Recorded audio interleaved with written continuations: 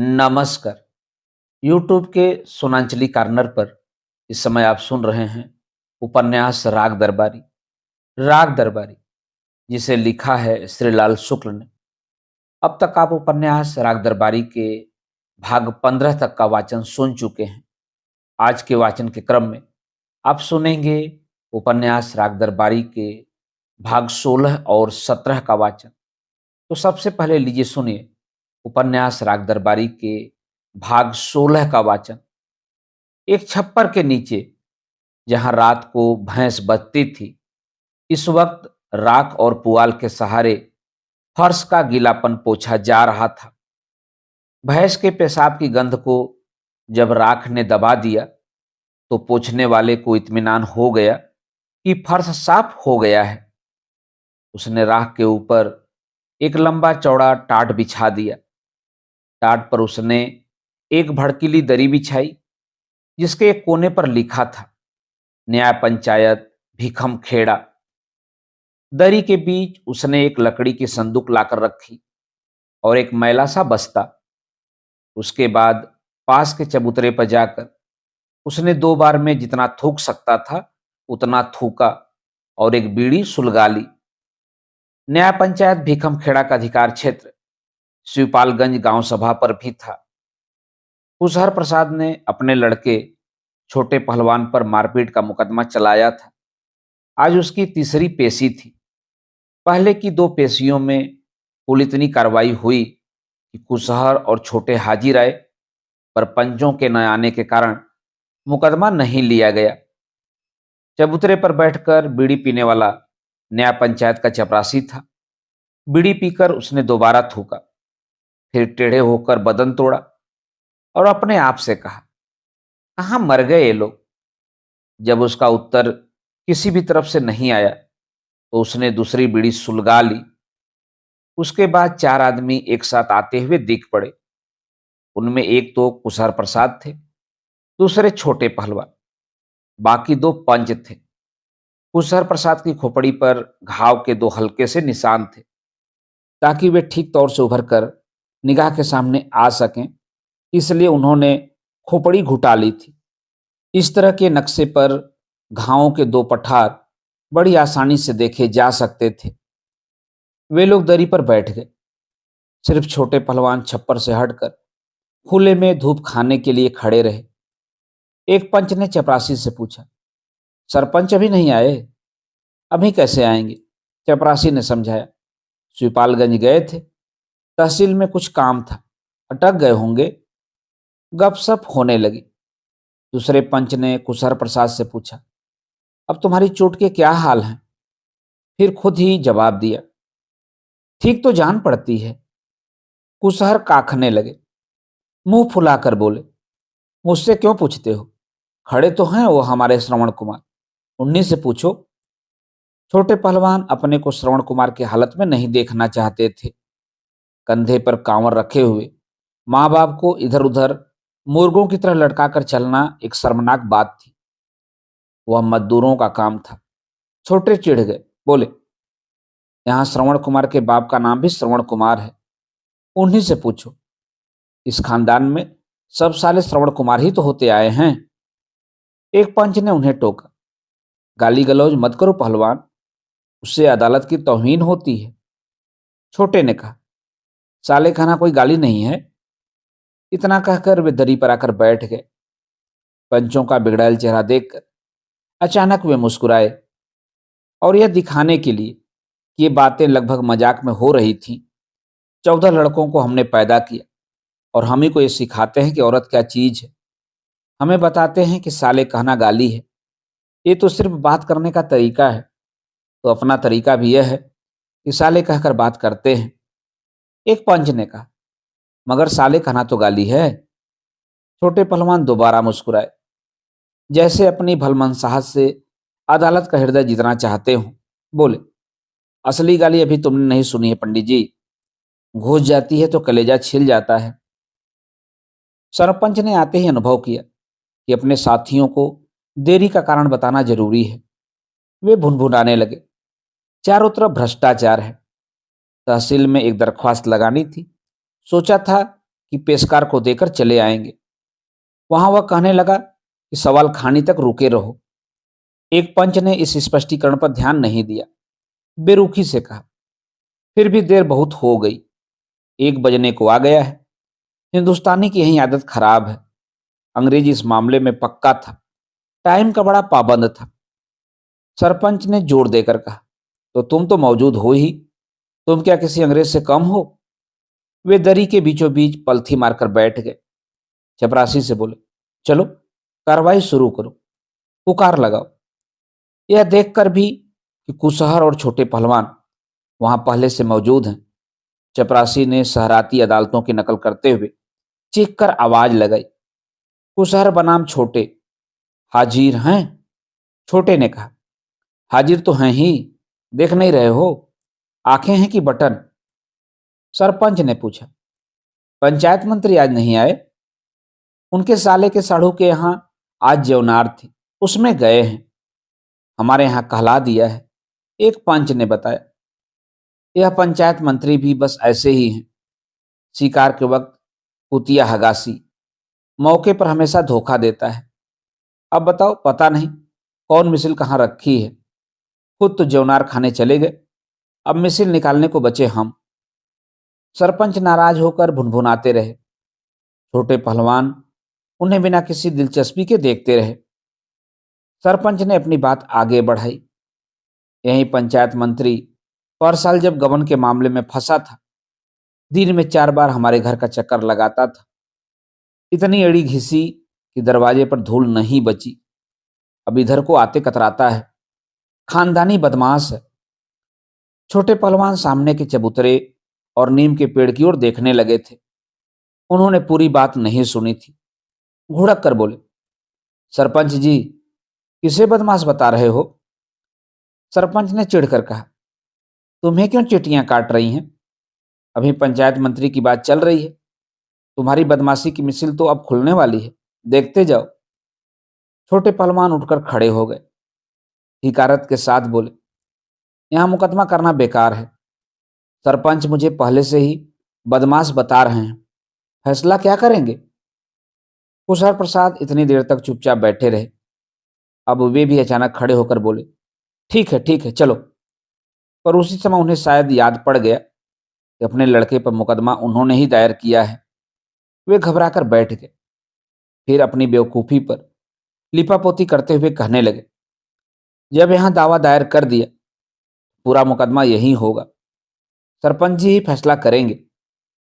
चपरासी चबूतरे पर बैठा हुआ पूरी परिस्थिति का सिंहावलोकन कर रहा था। वहीं से बोला, ठीक कहते हो कुशहर। एक ने कहा कि मेरी माँ ने खसम किया, तो वे बोले कि बुरा किया। फिर उसने कहा कि खसम करके छोड़ दिया, तो बोले बहुत बुरा किया। वही हाल है। अब तुमने पहलवान पर मुकदमा चला ही दिया है, तो बीच में सिलिर बिलिर करना ठीक नहीं। कुशहर ने चपरासी की ओर देखकर सिर हिलाया, जिसका मतलब था कि फटीचर आदमी भी बात सही कहे तो उसका प्रतिवाद न करना चाहिए। फिर वे छोटे से बोले, बैठ जाओ, मुकदमा अब हो ही जाने दो। छोटे ने कहा, बापू, तुम तो दुमुहा सांप की तरह आगे भी चलते हो, पीछे भी। यहाँ हमें पहले ही बदमाश बता दिया गया, अब और क्या सुनना है जो सुनूं? मैं जाता हूं। वे चलने को हुए कि सरपंच ने ललकार कर कहा, जाना कोई हंसी ठट्ठा है? हथकड़ी लगवा कर बुलवाऊंगा, नहीं तो सीधे से बैठ जाओ और मुकदमा होने दो। छोटे पहलवान लापरवाही से बोले, हमें न पढ़ाओ गुरु, मैं यहां से उठकर मजिस्ट्रेट के इजलास ले जाऊंगा। मैं इसी वक्त तुम्हारे आगे मुकदमा रोकने की दरख्वास्त धासे देता हूं। अदालत के एक पंच उन राजनीतिज्ञों की तरह थे जो यूएनओ में समस्या से हटकर सिद्धांत की बात करते हैं, और इस तरह वे किसी का विरोध नहीं करते और बदले में कोई उनका विरोध नहीं करता। जनता शांति चाहती है। हमारी सभ्यता की नींव विश्व बंधुत्व और प्रेम पर पड़नी चाहिए। आधी आधी किताबी बातें सुनकर कमीना से कमीना देश भी सिर हिलाकर हाँ करने से बाज नहीं आता, और उस राजनीतिज्ञ का यह भ्रम और भी फूल जाता है कि उसने कितनी सच्ची बात कही है। तो यह पंच भी ऐसे ही प्रफुल्लित भ्रम के साथ अपने हिसाब से एक सच्ची बात कहने लगे, पहलवान, पंच परमेश्वर होते हैं। इस आसन पर बैठकर कोई अन्याय नहीं कर सकता है।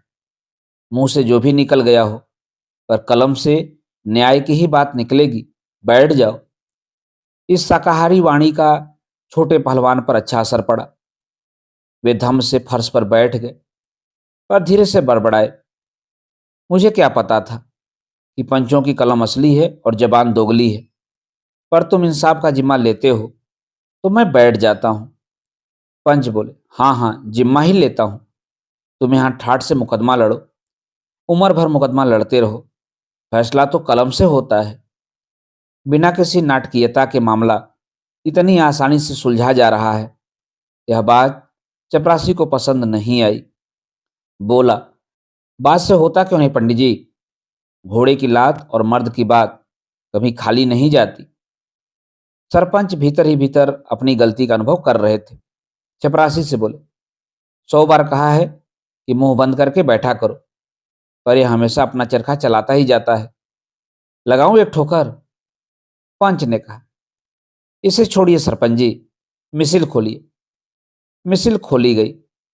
सरपंच ने एक पंच से कहा, पढ़िए। कुशहर का इस्तगासा पढ़कर मुजलिम को सुना दीजिए। उस पंच ने मिसिल को अनिश्चय के साथ इधर उधर पलट कर देखा, जैसे केवल हिंदी जानने वाला तमिल, तेलुगु, कन्नड़ और मलयालम की लिपियों को देखकर सिर्फ देखता ही रह जाता है और फिर घूमकर अपने हिंदी प्रेम में खो जाता है। उसी तरह खोई खोई आवाज में उसने कहा, अब आपके होते हुए मैं क्या पढ़ूं? आप ही पढ़कर मुकदमा कीजिए। मिसिर की हालत जलते हुए आलू की सी हो गई। युवन्नो छाप पंच ने उसे उलट पलट कर सरपंच को वापिस कर दिया। सरपंच ने उसे एक हाथ से लेकर दूसरे हाथ से दूसरे पंच को पकड़ा दिया। दूसरे पंच ने उसके आखिरी पन्ने पर बने हुए एक गोल दायरे को काफी गौर से देखा। फिर अचानक ही पंच नंबर 1 को पकड़ा दिया। मिसिल इतने हाथों को छूकर तर गई। आखिर में कुशर प्रसाद ने कहा, सरपंच जी, पंचायत के मंत्री तो आज आए नहीं हैं। आप लोग लिखा पढ़ी के झंझट में कहाँ तक पड़िएगा। तारीख दे दीजिए, मुकदमा बाद में हो जाएगा। सरपंच ने वीरतापूर्वक कहा, तुम भी कैसी बात करते हो कुशहर, जो सिपाही होकर गोली खाने से घबराए और सरपंच होकर पढ़ने लिखने से। उसके लिए तो बस। छोटे पहलवान ने देह तोड़ी। पसलियों से चिरचट की आवाज निकली। उबी हुई आवाज में वे बोले, घंटा भर से तुम लोग 3-13 कर रहे हो। मुकदमा करोगे कि भाड़ी भूजते रहोगे? सुनते ही सरपंच मुकदमा करने लगे। उन्होंने मिसिल को पढ़ने की दोबारा कोशिश की। उसका एक पन्ना उठाकर वे बिल्कुल अपने मुंह के पास ले गए। उनके होठों के कोनों पर थूक चिपचिपा आया। आंखों के कोने सिकुड़ गए और उन पर कौओं के पंजे उभर आए। लगा उनके जीवन का यह एक अत्यंत दुर्लभ क्षण है। मिसिल अब उनके मुंह के बिल्कुल करीब आ गई थी। उन्होंने एक चटकारी भरी, सांस खींची और मिसिल का एक टुकड़ा भी न खाकर उसे समूचा ही फर्श पर रख दिया। इस रस्म के बाद वे तकल्लुफ से बोले, मैंने श्री कुशर प्रसाद का इस्तगासा पढ़ लिया है। कुशर प्रसाद कहते हैं कि कुशर प्रसाद के लड़के छोटे वल्द कुशर प्रसाद को बिना किसी कारण लाठियों से मारा है। दफा 323 ताजिरात हिंद का इस्तगासा है। छोटे पहलवान इस तरह बैठे रहे जैसे इन सबका उनसे कोई सरोकार न हो। सरपंच की भौहों के बीच एक खरोच सी निकल आई। उसने पूछा, क्यों कुशहर, यही बात है ना? मुलजिम छोटे ने तुमको मारा था? हाँ सरपंच जी, हजारों आदमियों के सामने मारा था। मेरी हड्डी पसली तक का भूसा बना दिया। सरपंच ने गंभीरतापूर्वक कहा, समझ बूझ कर बात करो कुशहर। अगर तुम्हारी हड्डी टूटी है तो मुकदमा संगीन हो जाएगा। फिर तुम्हें शहर की अदालत में जाना पड़ेगा। यहाँ सिर्फ दफा 323 चलती है। दफा 325 लग गई तो बॉम्बे का पानी पिए बिना न बचोगे। कुशहर ने कुछ सोचकर कहा, तो सरपंच जी, मेरी हड्डी सचमुच में थोड़े ही टूटी है। यह तो कहने की एक बात है, पर इसने मुझे बहुत मारा। लाठियों से पुआल जैसा पीट दिया। यह देखो, सिर के पास घाव। यह मेरा लड़का नहीं है, दुश्मन है। एक पंच टाट का एक कोना दबाए हुए बैठे थे, चुपचाप माला जप रहे थे। माथे पर सफेद तिलक, गले में रुद्राक्ष की माला। बुजुर्ग आदमी थे, देखते ही लगता था ये तिथि और लग्न विचारने में दक्ष है। पुरोहिती करते हैं और वैद्य जी का काम भी जानते हैं, और इन तरकीबों से देहात में काफी सुखपूर्वक रहते हैं। यही नहीं, मौका मिल जाए तो वे अपना करिश्मा शहर में भी दिखा सकते हैं। वहां बड़े बड़े अफसरों से मिलकर उन पर चढ़े हुए साढ़े साती शनिचर का खात्मा दिखाकर, उनकी तरक्की या विलायत यात्रा का भविष्य बोलकर उन लोगों से काफी मोटी दक्षिणा और उससे भी ज्यादा मोटा सरकारी अनुदान झाड़ सकते हैं। उन्होंने जब खुसर के मुंह से सुना कि छोटे उनका लड़का नहीं बल्कि दुश्मन है, तो उनका माला जपना ही बंद हो गया। उनके मुंह से निकला, हे प्रभु। छोटे ने खखार कर इस भावना का समर्थन किया। सरपंच ने कहा, बड़ी खांसी आ रही है। पहलवान बोले, हमारे बाप राण की तरह रो रहे हैं, उनकी बात सुन लो, हमारी खांसी का हिसाब बाद में लगाना। सरपंच ने कुसहर से पूछा, तो फिर तुम्हारी हड्डी नहीं टूटी? ऐसा है तो मामला दफा 323 का ही है। कुछ रुक कर उन्होंने अपनी बात दोहराई, तो फिर यह मामला दफा 323 का ही रह जाता है। भाला बर्छी तो नहीं चली?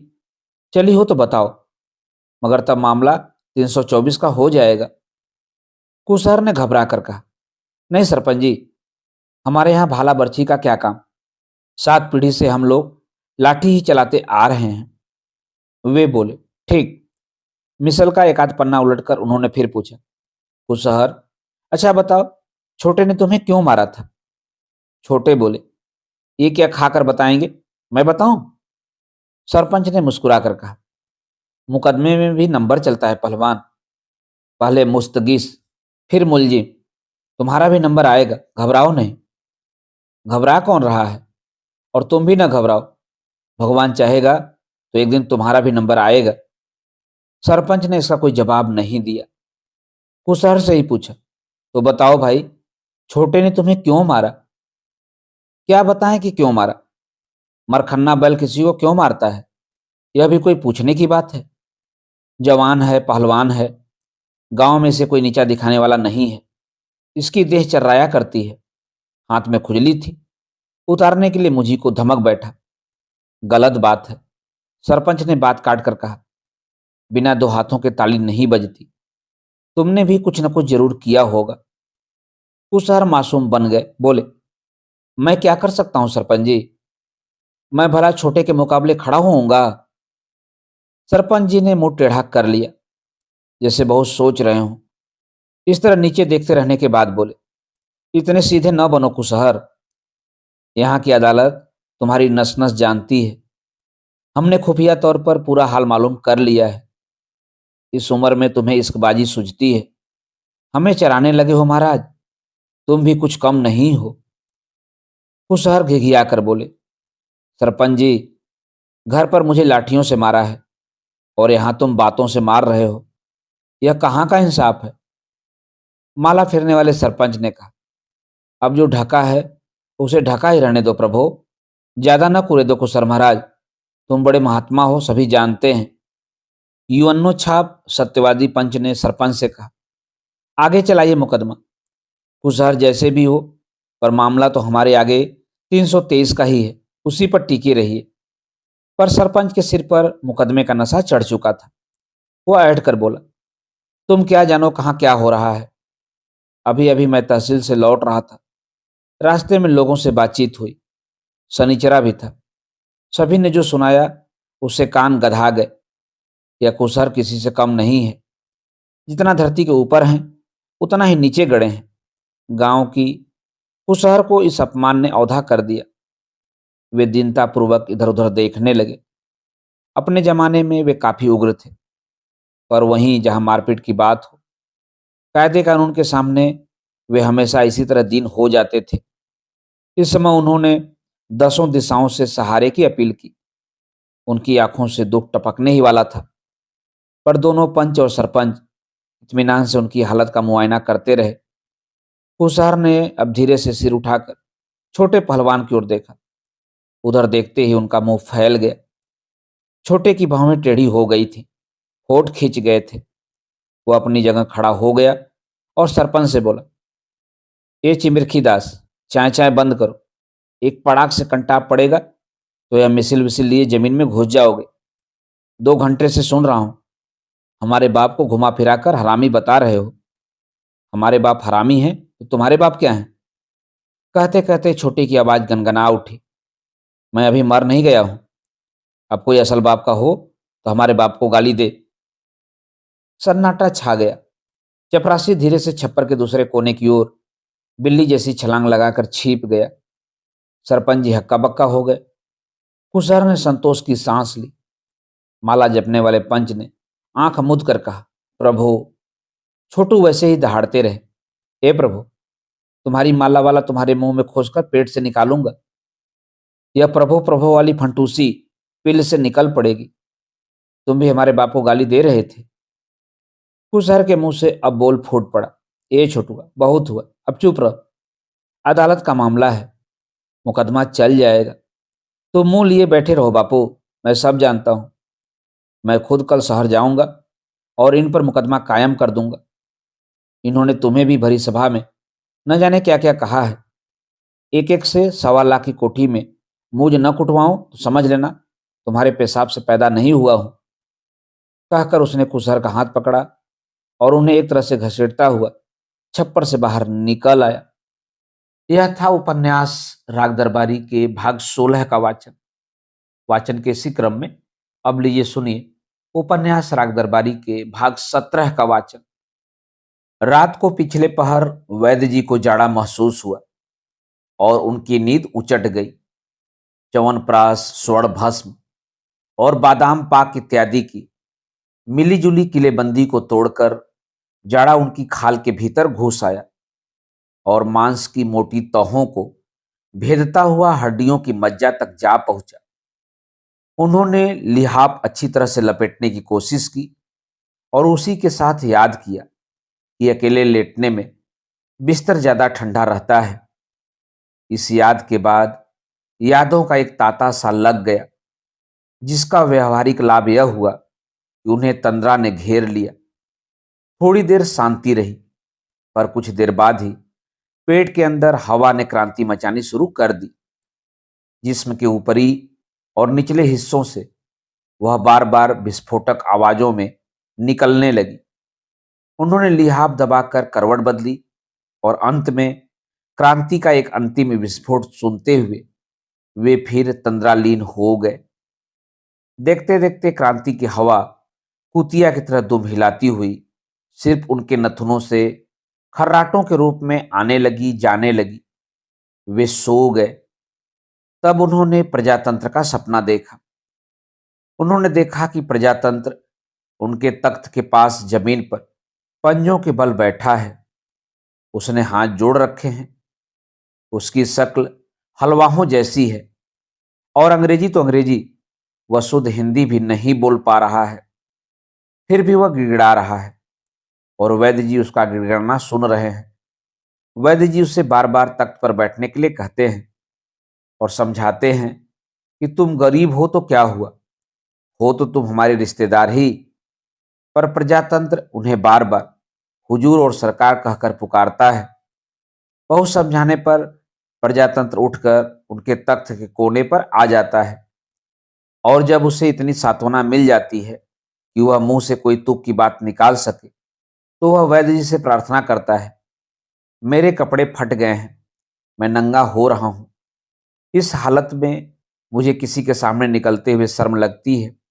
इसलिए हे वैद्य महाराज, मुझे एक साफ सुथरी धोती पहनने को दे दीजिए। वैद्य जी बदरी पहलवान को अंदर से एक धोती लाने के लिए कहते हैं, पर प्रजातंत्र इनकार में सिर हिलाने लगता है। वह बताता है कि मैं आपके कॉलेज का प्रजातंत्र हूं और आपने यहाँ की सालाना बैठक बरसों से नहीं बुलाई है। मैनेजर का चुनाव कॉलेज खुलने के दिन से आज तक नहीं हुआ है। इन दिनों कॉलेज में हर चीज फल फूल रही है, पर सिर्फ मैं ही एक कोने में पड़ा हुआ हूं। एक बार कायदे से आप चुनाव करा दें, उससे मेरे जिस्म पर एक नया कपड़ा आ जाएगा। मेरी शर्म ढक जाएगी। यह कहकर प्रजातंत्र बैठक के बाहर चला गया और वैद्य जी की नींद दोबारा उचट गई। जागते ही उन्होंने अपनी आंतरिक क्रांति का एक ताजा विस्फोट लिहाफ के अंदर पैताने की ओर सुना और एकदम तय किया कि देखने में चाहे कितना बांगड़ लगे, पर प्रजातंत्र भला आदमी है और अपना आदमी है और उसकी मदद करनी ही चाहिए। उसे कम से कम एक नया कपड़ा दे दिया जाए ताकि 5 भले आदमियों में वह बैठने लायक हो जाए। दूसरे दिन प्रिंसिपल को आदेश मिला कि कॉलेज की सालाना बैठक बुलाई जाए और दूसरे पदाधिकारियों के साथ मैनेजर का भी चुनाव हो। प्रिंसिपल ने बहुत समझाया कि नए चुनाव कराना न तो आवश्यक ही है और न उचित ही, पर वैद्य जी ने कहा कि तुम मत बोलो, यह सिद्धांत की बात है। पर प्रिंसिपल फिर भी बोला और कहने लगा कि न अभी किसी अखबार में निंदा छपी, न अभी ऊपर कोई शिकायत पहुंची, न कोई जुलूस निकला, न किसी ने अनशन किया।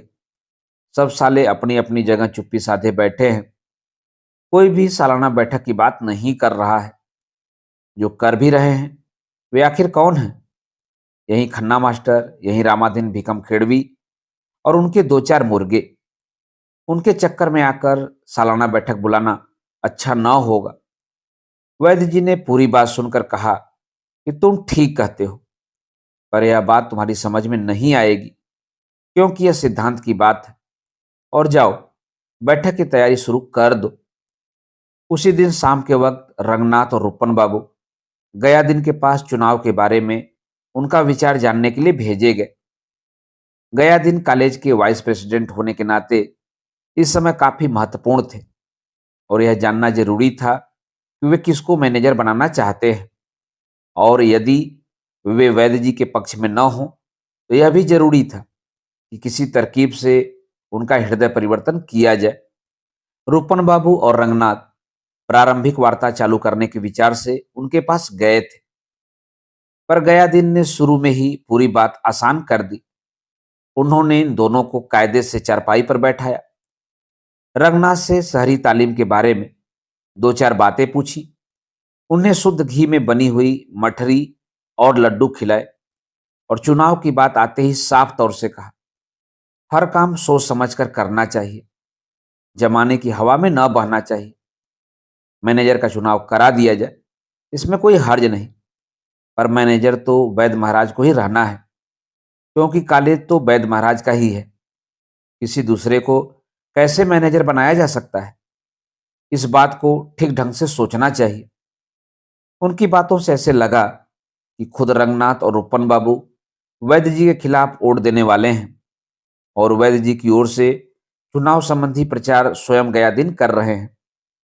रंगनाथ को मजा आ गया। उसने कहा, आप लोग पुराने आदमी हैं, हर बात को सही ढंग से सोचते हैं, पर उधर रामाधीन भीकम खेड़वी और कुछ लोग मामा की जगह किसी दूसरे को लाना चाहते हैं। पता नहीं वे क्या सोचकर ऐसा कर रहे हैं। गया दिन काखने लगे, धीरे से बोले, तजुर्बा नहीं है। वे समझते हैं कि कोई दूसरा मैनेजर हो गया तो कुछ करके दिखा देगा, पर कहीं इस तरह से कुछ होता है? रुककर उन्होंने बात पूरी की, जैसे नागनाथ वैसे सापनाथ। रंगनाथ को यह कुछ खास अच्छा न लगा क्योंकि इसमें वैद्य जी की हैसियत को चोट लगती थी। उन्होंने कहा, सो ठीक है, पर मामा का और उन लोगों का मुकाबला ही क्या? वे समझाने लगे, वह तो मैंने पहले ही कह दिया, कॉलेज वैद्य महाराज का है, उन्हीं के हाथ में रहना चाहिए। गांव पंचायत रामाधीन की है, वो उनके हाथ में रहे, सब अपने अपने घर में खुश रहें। चुनाव के चोचलों में कुछ नहीं रखा है। नया आदमी चुनो तो वह भी घटिया निकलता है। सब एक जैसे हैं। इसी से मैंने कहा, जो जहां है उसे वहां चुन लो, पड़ा रहे अपनी जगह। क्या फायदा है उखाड़ पछाड़ करने से? रूपन बाबू कटोरी में पड़े हुए अंतिम लड्डू के बारे में खाऊं या न खाऊं वाली बात सोचने लगे थे। जैसे उन्होंने सुना कि गया दिन वैद्य जी को मैनेजर रखना चाहते हैं, उनकी दिलचस्पी आगे की बात में खत्म हो गई थी। वे समझ गए थे कि आगे अब केवल बकवास होनी है, पर रंगनाथ को गया दिन की बातें कुछ नई लग रही थी। प्रजातंत्र के बारे में उसने यहाँ एक नई बात सुनी थी, जिसका अर्थ यह था कि चूंकि चुनाव लड़ने वाले प्रायः घटिया आदमी होते हैं, इसलिए एक नए घटिया आदमी द्वारा पुराने घटिया आदमी को, जिसके घटियापन को लोगों ने पहले से ही समझ बूझ लिया है, उखाड़ना न चाहिए। प्रजातंत्र की थ्योरी को गया दिनवाद की संज्ञा देकर रंगनाथ ने आगे की बात सुननी शुरू की। गया दिन कह रहे थे, नया आदमी कुछ भी करना चाहे तो क्या करेगा? कुछ होगा तो तभी जब कोई कुछ करने दे। आज के जमाने में कोई किसी को कुछ करने देता है? आज तो बस यही रह गया है कि छंगामल विद्यालय इंटर कॉलेज के लड़के खेलकूद की दुनिया से काफी परिचित थे, क्योंकि उनसे हर महीने खेल की फीस कान पकड़कर रखा ली जाती थी। यह दूसरी बात है कि कॉलेज के पास खेलकूद का मैदान न था, पर इससे किसी को तकलीफ न होती थी, बल्कि सभी पक्ष संतुष्ट थे। गेम्स टीचर के पास खेलकूद होने के कारण इतना समय बचता था कि वह मास्टरों के दोनों गुटों में घुसकर उनका विश्वास प्राप्त कर सकता था। प्रिंसिपल को भी इसमें बड़ा आराम था। उसके यहाँ हॉकी की टीमों में मारपीट न होती थी, क्योंकि वहाँ हॉकी की टीमें ही न थी, और इस सबसे कॉलेज में अनुशासन की कोई समस्या नहीं उठती थी। लड़कों के बाप भी खुश थे कि खेलकूद की मुसीबत फीस देकर ही टल जाती है, और लड़के सचमुच ही खिलाड़ी होने से बच जाते हैं। लड़के भी खुश थे। वे जानते थे कि जितनी देर में एक गोल से दूसरे गोल तक एक ढेले बराबर गेंद के पीछे हाथ में स्टिक पकड़े हुए वे पागलों की तरह भागेंगे, उतनी ही देर में वे ताड़ी का एक कच्चा घड़ा पी जाएंगे, या लग गया तो दाव लगाकर 4-6 रुपए खींच लेंगे। इन्हीं लड़कों के हाथ में आज हॉकी की स्टिकें और क्रिकेट के बल्ले मौजूद थे, जिन्हें वे ऐसी बदगुमानी से पकड़े थे जैसे उनके हाथ में किसी ने राइफलें पकड़ा दी हों। लगभग 50 लड़के इसी तरह के सामान से लैस होकर कॉलेज के फाटक के आसपास घूम रहे थे। रंगनाथ ने उन्हें इस तरह सजा बजा देकर पूछा, क्या मामला है? क्या आज इंस्पेक्टर का मुआयना भी होगा? छोटे पहलवान ने जवाब देने की तैयारी की, यानी कमर से छूटती हुई लुंगी संभाली और बोले, इस पटापट में कौन मुआयना करेगा? यह तो सालाना बैठक की तैयारी है। छोटे पहलवान भी कॉलेज की समिति के सदस्य थे। लड़कों ने उन्हें देखकर हर्ष ध्वनि की। फाटक पर ही उनसे प्रिंसिपल साहब मिले और बोले, आइए छोटे लाल जी, आपका ही इंतजार था। आए हैं तो लौट थोड़े ही जाएंगे, चलिए ना आगे आगे। छोटे पहलवान ने भलमन साहस से कहा, बरसात में कुत्ता जब भीग जाता है तो एक खास किस्म से छींकता है। प्रिंसिपल साहब झेप कर हंसे। कुछ वैसी ही आवाज हुई। वे आगे आगे चलने लगे, कहते रहे, रामाधन के गुट ने बड़ा जोर लगाया है। बैजे गांव के लाल साहब की मदद से कई आदमी अपनी ओर तोड़ लिए हैं। लाल साहब न जाने क्यों इस पचड़े में पड़ गए। शहर में रहते हैं, पर गांव के हर मामले में टांग अड़ाते हैं। रामाधन के दिमाग बढ़ गए हैं। पता ही नहीं चलता कितने आदमी इधर हैं कितने उधर। छोटे पहलवान इमारत के सामने बनी हुई फूलों की क्यारियों पर निगाह डालते रहे। जब प्रिंसिपल ने कहना शुरू किया कि वैद्य महाराज भी कभी कभी ऐसा काम कर बैठते हैं कि क्या बताएं, क्या जरूरत थी इस समय चुनाव उनाव की। छोटे पहलवान ने एक कविता कही, जो उन दिनों कीर्तन के रूप में काफी प्रचलित थी। हमें क्या दुनिया से, मेरा श्री कृष्ण प्यारा है। फाटक के अंदर आते समय प्रिंसिपल ने रंगनाथ से भी कहा, आप भी आइए रंगनाथ बाबू, आपके लिए कोई रोक टोक नहीं है। उसने सिर हिलाकर बताया कि वह पीछे आ रहा है, पर वह अंदर नहीं गया। धीरे धीरे कॉलेज की सामान्य समिति के और मेंबर भी कई ढंग से और कई रास्तों से आए। कोऑपरेटिव यूनियन के एक डायरेक्टर पैदल होते हुए भी इतनी तेजी से आए और इतनी तेजी से अंदर चले गए कि लोग उन्हें न देखकर एक दूसरे का मुंह देखने लगे। कुछ मिनटों बाद कॉलेज के खेतों की फसल को रौंदते हुए ठेकेदार साहब दूसरी ओर से जाते हुए दिखाई दिए।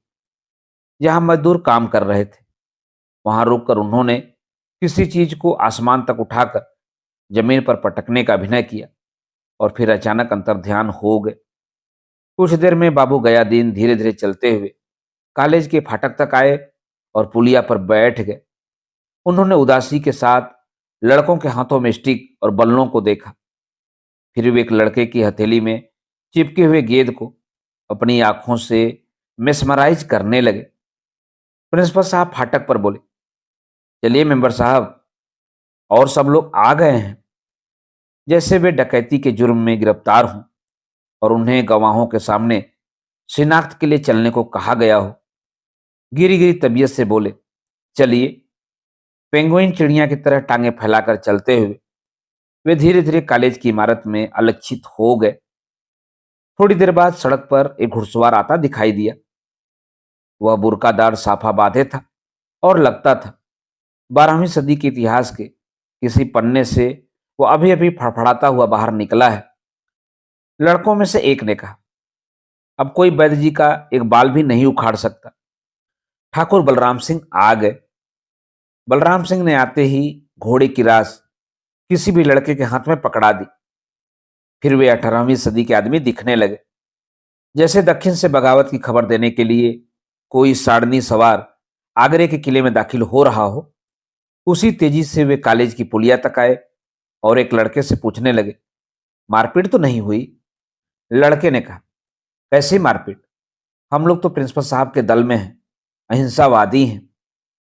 बलराम सिंह ने मूंछों पर ताव दिया, मुस्कुराते हुए बोले, तुम लोग भी कम नहीं हो।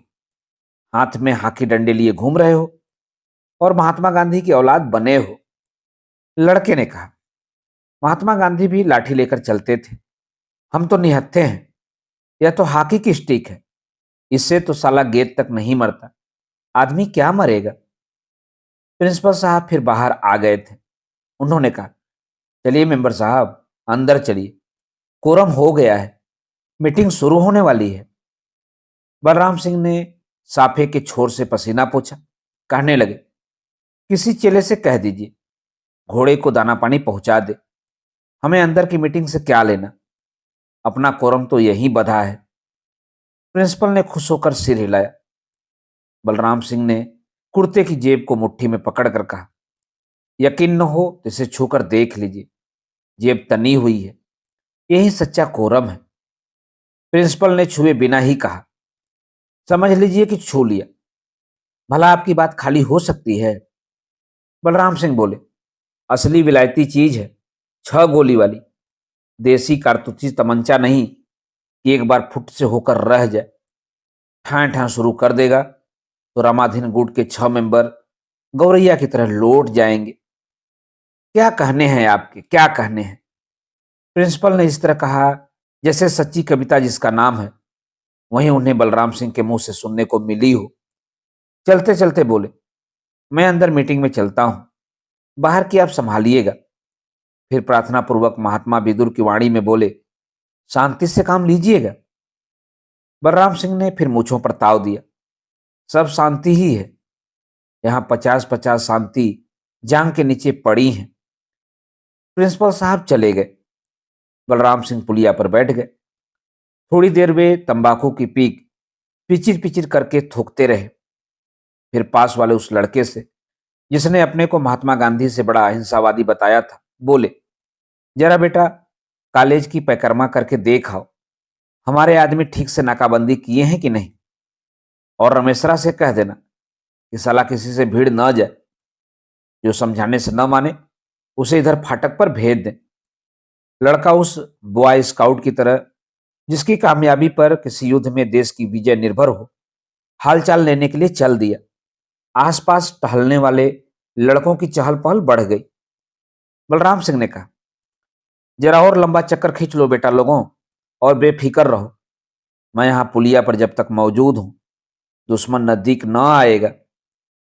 दिन के 3 बज गए थे। सड़क पर ट्रकें और बैलगाड़ियां निकल रही थीं। बलराम सिंह पुलिया पर पलथी मारकर बैठ गए और स्वप्निल निगाहों से उन्हीं का आना जाना देखते रहे। एक बार घोड़ा हिनहिनाया तो उन्होंने ललकार कर कहा, शाबाश मेरे चेतक, सब्र कर, वक्त से दाना पानी मिलेगा। चेतक ने सब्र कर लिया। और इसके सबूत में धारावाहिक रूप में पानी गिराना शुरू कर दिया। कुछ लड़के उसके पास गोल दायरा बनाकर घोड़े की इस कार्रवाई के पहले की और बाद की प्रतिक्रिया को देखते रहे और आपस में घनिष्ठ तरीके के मजाक करते रहे। अचानक एक ट्रक कॉलेज के सामने सड़क पर खड़ा हो गया। एक आदमी साफ कुर्ता, धोती, टोपी और छड़ी से लैस कूदकर नीचे उतरा और तेजी से कॉलेज की तरफ बढ़ा। लड़के ट्रक का रुकना देखते ही दूर दूर से दौड़ते हुए पुलिया के पास आने लगे थे। बलराम सिंह ने उसे टोक कर कहा, पाए लगी पंडित? आदमी होठों में ही कुछ बुदबुदाया और फाटक की ओर बढ़ा। बलराम सिंह ने कहा, पंडित जरा धीरे चलो, तुम्हें कोई पिछुआए नहीं है। पंडित झेप कर हंसे, बोले, मीटिंग शुरू हो गई है ना? बलराम सिंह खड़े हो गए, धीरे से पंडित के पास आए। लड़के गोल बांधकर नजदीक आ गए थे। उन्होंने डपट कर कहा, भाग जाओ बेटा लोगों, दूर जाकर खाओ खेलो। फिर उस आदमी से सटकर बोले, पंडित, मीटिंग में तुम्हारी हाजिरी हो गई, अब लौट जाओ। पंडित ने कुछ कहना चाहा, तब तक वे उससे और सट गए और बोले, कुछ समझकर कह रहा हूं, लौट जाओ।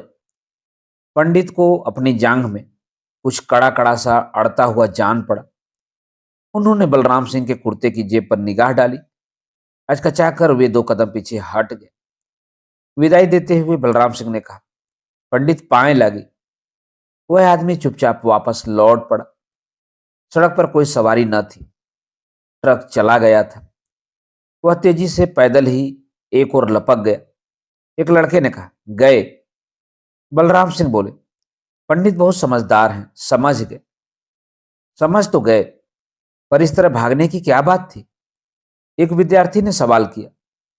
बलराम सिंह बोले, अभी लौंडे हो बेटा, ऐसे मौकों पर समझदार आदमी ऐसी ही चाल चलता है।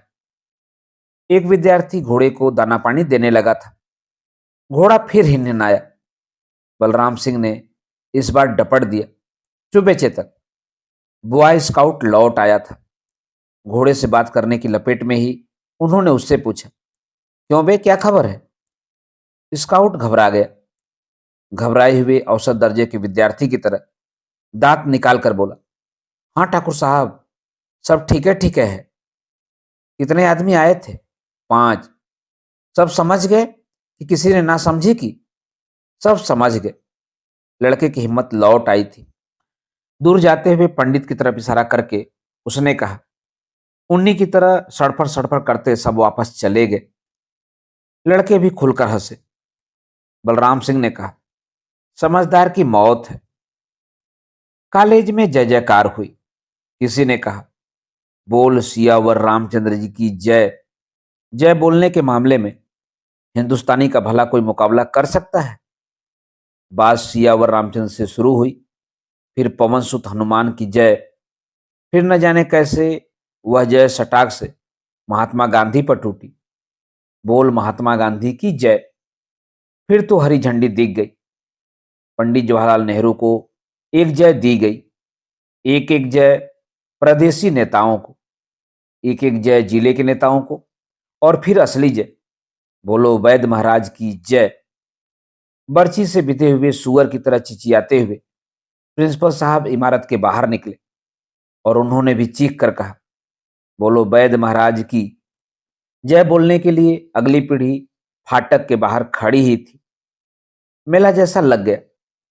प्रिंसिपल साहब रंगनाथ को समझाने लगे, चलिए, वैद्य महाराज फिर सर्वसम्मति से मैनेजर चुने गए। अब देखिएगा कॉलेज कैसे तरक्की करता है। धकाधक धकाधक धकाधक, तूफान मेल जैसा चलेगा। वे जोश में थे और उनका चेहरा लाल हो रहा था।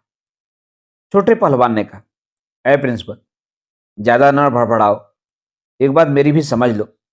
ये लौंडे जो हाथ में हॉकी का डंडा लिए घूम रहे हैं ना, इन्हें एक एक गेंद भी थमा दो और कहो कि कुछ निशानेबाजी का काम सीख लें।